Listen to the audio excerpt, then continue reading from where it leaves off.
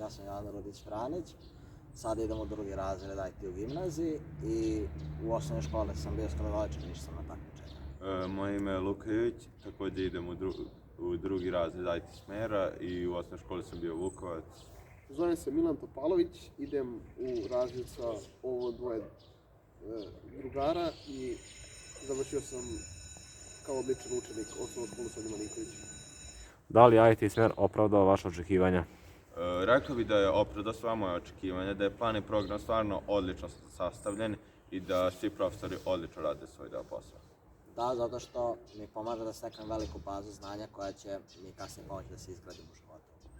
Za ovakav mali grad kao što je Subotica, stvarno je sve nadmašilo moje očekivanja, zato što sam stvarno očekivao da ću morati da idem u Beograd ili Novi Sad za pravo obrazovanje, ali ovo je stvarno predobro.